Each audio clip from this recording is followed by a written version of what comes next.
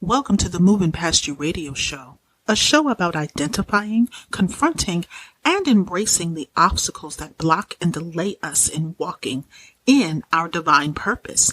Each week, we delve into the complexities and rewards of walking in your purpose. Now, here's your host, Juanita Gaynor. Good evening, everyone. How is everyone doing? So glad that you can join us on this evening. We are in the month of October. Again, season 4 has gotten off to an amazing, amazing start. And I'm just so blessed to have you watching and joining us and sharing these shows along with us. Do not take it lightly. I don't take what you do for us lightly. Um, but let's talk about October. Yes, we're going into the fall season and, we're getting ready for Halloween and Thanksgiving and all of those other things. But one thing that is also near and dear to my heart is as a survivor of sexual abuse, of, childhood physical abuse, I'm also a domestic violence survivor. And I do not take it lightly. I don't take it light that women each and every day are in situations that they feel that they cannot get out of, or they feel like they have no one to talk to. And for some, those situations are very, very, dangerous, and are very, they can't just, you can't just say, oh, just leave. Things doesn't work like that. And so before I bring on tonight's guests, as they're, getting ready to come on, dealing, of course, technical difficulties, I want to really just talk about my journey of healing when it comes to being a survivor. you know um when you feel like you just don't have anywhere to go, don't know what to do, it's just that you feel like you're being like boxed in. You tend to just stay. There were so many times people say, well, why didn't you just walk away? Or why didn't you say anything? Well, it's kind of difficult to say things when the people that you would run to, or the people that you would confide in, or the people that you would seek for help were friends of the person that was doing this to you, you know, or because the person has gaslit you to the point where you think you're crazy and everyone else thinks you're crazy. So it doesn't seem logical when you're making a statement against them, because that can't just be this person. That person didn't do that. So, will I talk about it more? Absolutely. I remember the day that it became crystal clear that it was time to go. And, it was a situation where a gun was put to my head for the last time. And the Holy Spirit was like, he's going to kill you the next time. No and ifs or buts about it. And so that was the last time it happened. Now I'm gonna be honest. I waited a few more months before I actually filed for the divorce, and I know people's like, why? Because I still didn't have enough in me to love me. And so a situation occurred where it triggered something. It triggered a safety mechanism for children that I have within myself as a child who was abused. So therefore, it was just like, I don't want this for any, I'm not going to have any children. I don't want this for a potential child of mine to be in this environment. And within that week, I went ahead and went through the process and the paperwork to get away. And it took many, many years of healing to kind of, migrate and get through. Like, it didn't just happen overnight. And I know so many people just want to believe that things happens overnight, like that you can do it. It takes time. My exit plan wasn't solid. Okay. It was not solid at all. It came with some ups and downs, some sticky situations. But it wasn't, pristine or super clean. And it was years of counseling, years of being able to trust, years of understanding that, it wasn't your fault. Um, and people was like, someone asked me, when does it become your fault? When does it become your fault? Um, I don't feel that it ever becomes your fault. I feel that once you have the tools necessary to escape and leave safely, that is your responsibility to do. I know so many mothers out there who feel like, I'm just going to stay because of my children. Please don't do that. There are so many men out there who are in abusive situations, and I know people people are like, what do you mean men? I mean, my dad was abused by my mom. Like, I literally like watched her like physically abuse this man, and he would never lay his hands on her. So it does happen from both aspects. It happens both ways. And you can't always say, I'm going to do this in this situation, or if it was me, I'm going to do whatever. That's not the case. I said the same thing. I'm not going to put up with this. I'm not going to put up with that.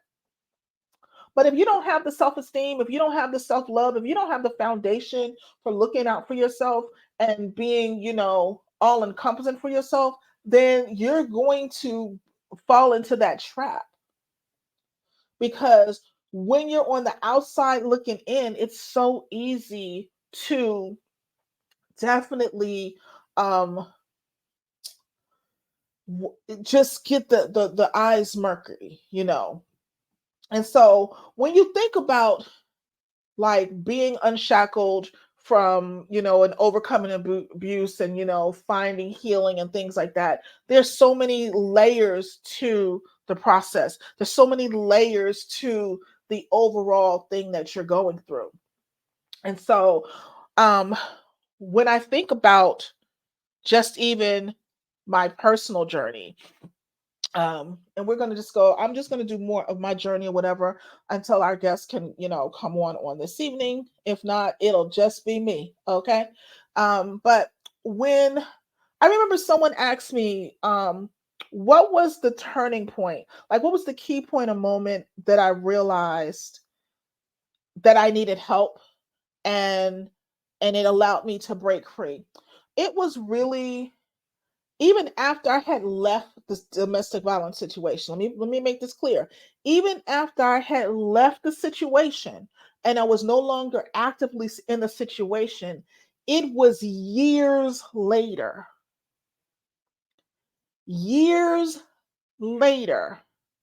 when I was able to actually break free from those chains of abuse. And I know you're probably like, wait a minute, what are you talking about? What do you mean? Just because I was no longer physically in the situation, my mind had been so warped. My self-esteem had been demolished. There was no self-worth that I felt about myself. There was no foundation to actually actively rely on. So even though that I'm not in the situation, even though I am not being financially abused, mental abused, psychologically abused, or physically abused, subconsciously I'm abusing myself. Because now what happens during this process is you're working, you're trying to thrive, you're trying to do all of these things, but you doubt yourself. You begin to pick apart and pick a piece every decision that you've ever made in your life. You begin to think, well, if I wasn't able to make this decision, how can I make the decision moving forward? And what it does is that it paralyzes you from moving forward and making decisions.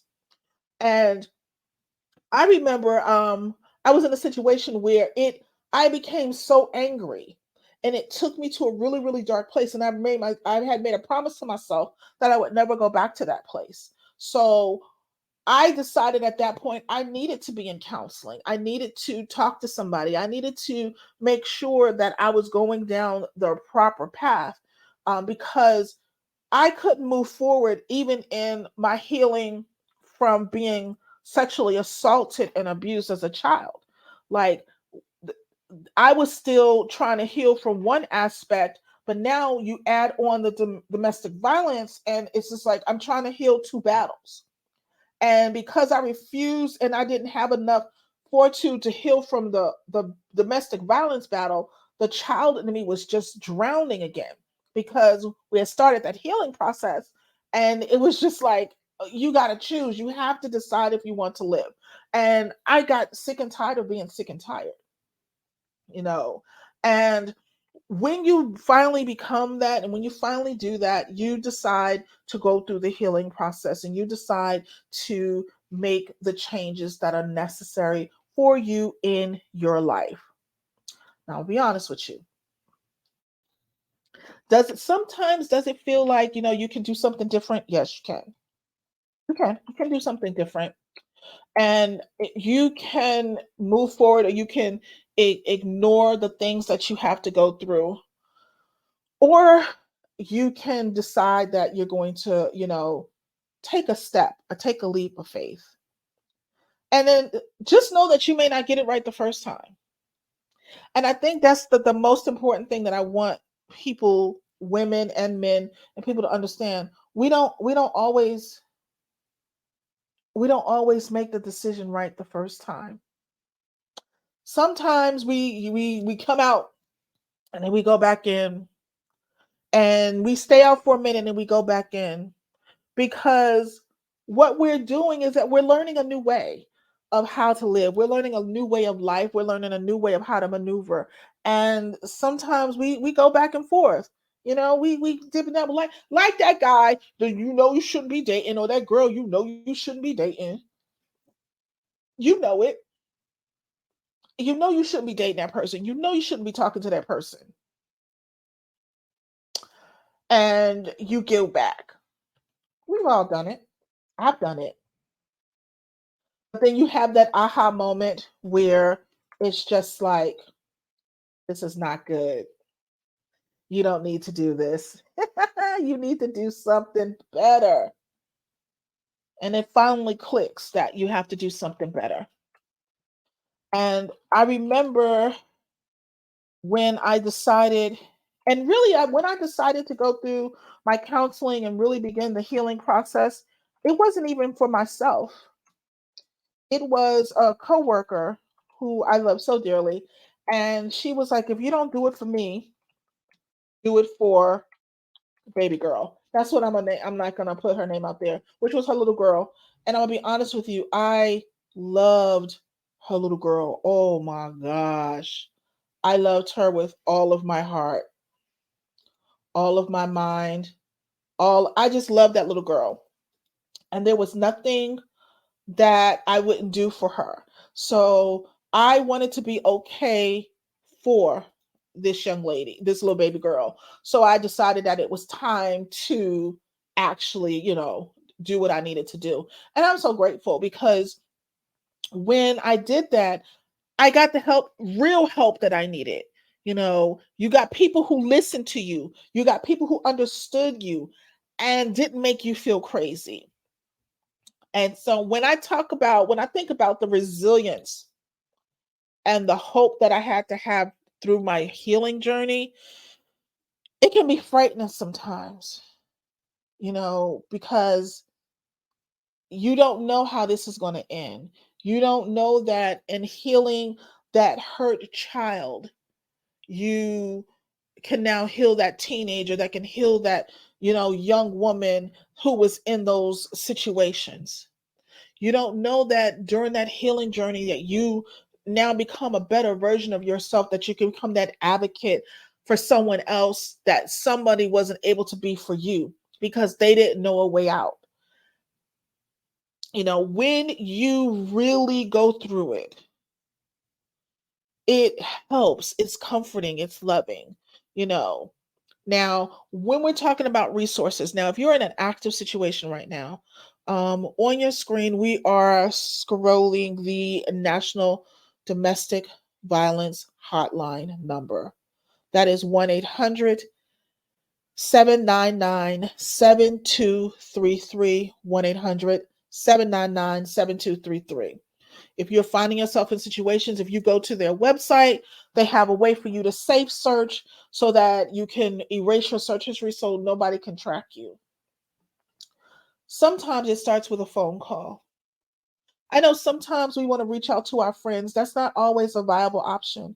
That's not always a solution to do so. We can't always reach out to our friends, and it's okay that we can't. but you have professionals that will keep it anonymous, that will keep you covered, that will keep you loved, and you can move forward.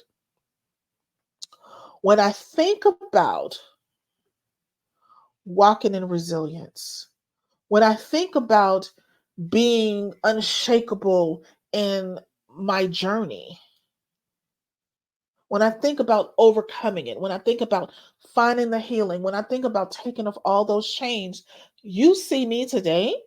You don't believe, no one could believe that I've gone through what I've been through, because they no longer constrain me. They no longer confine me. They no longer define me. They are pivotal moments in life that have built a foundation so that I can be the best person, best coach, best cheerleader that I can be for women who may not be able on their own to get to that next level.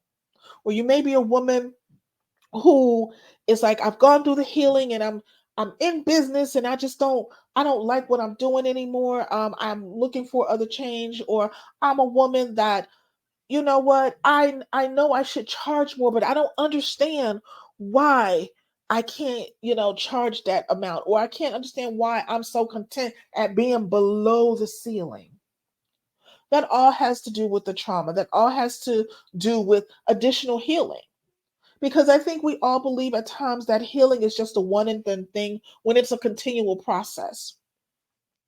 God allowed me to go through my healing in sections and in periods, because the little girl, the young adult, the preteen girl had to be healed and had to be whole before I could take on the abuse and the rage and the destruction that I allowed myself and put myself in, as a young adult.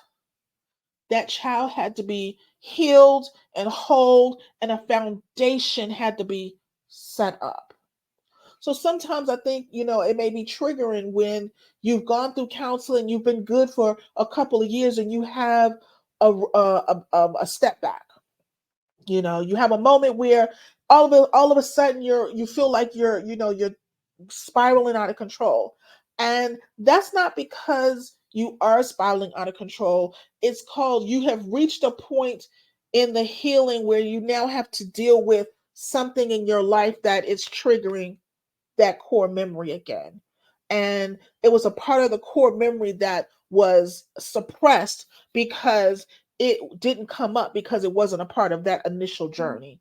So you have to go through those things, and that you'll realize that all of your healing process, you have trigger points. Everything that you do is linked back to a trauma moment or a trauma point. And once you've come against that moment, now it's like, okay, we have to dig deeper into what that is so that I can now flourish into the next chapter of life. So if you're, friends with, family with, connected with someone who is a survivor or is going through the process of healing when it comes to domestic violence, understand that it's a process. Don't think that because they've walked away, it's all one and done. Don't feel that once they've done it, it's great, it's good, and you don't have to do anything more. This is going to be a lifelong journey. Your trauma wasn't a single point in time. So your healing is not going to be a single point in time. So I want you to just be kind and empathetic and loving to them. Be loving to the children that are involved. Be loving to everyone that they come in contact with. And once you do that, you're helping a community. You're helping the foundation of, because these young people, the young people who are the product of this, is going to be future leaders. So we have to start this process now. We have to stop thinking that it's a one and done deal. And that once you're supposed to move out the situation and you got a new place or whatever, it is something that is going to be lifelong for not only the spouse or the partner, but it's going to be a lifelong thing for the children as well. So be kind, give them grace, give them love, and give them support. Again, if you're going through anything, if you're needing immediate help, if you need immediate help, call 911. Like that is the first thing that you do if it's something immediate and you need immediate attention. But if not, and you're looking for resources, you're going to plan, call 1-800-799-7233. That is 1-800-799-7273. Oh, I want to thank you. This was a quick, moment in time. Our guest obviously is having some technical issues and wasn't able to join, but I was just able that I had this time, alone time with you, just to speak on the significance of this month. So you're going to see a lot of purple running around. I am speaking on other, platforms as well. And embrace the men and women, and I did say men and women who have gone through domestic violence. Embrace them, love them, show them support. Let them know that you have their back. So I want to thank you for joining us on this evening for this quick minute with me. It was a little bit more than a minute, but you know what I mean. Join us next week at 7 p.m. As we come back on. October is packed with amazing guests. We have 3 heavy hitters coming back to back this month. So I look forward to next week. So I'll see you next week, same time, same location. Be blessed and have a great long weekend. Have a great one. Thanks for joining us this week on the Moving Past You radio show. Make sure to visit our website at www.movingpastyou.com, where you can subscribe to the show on iTunes. If you found value in the show, rate us on iTunes or simply tell a friend about the show. And be sure to tune in next Friday for our next episode. And remember to always be kind in your word, your thought, and in your deed. Be blessed.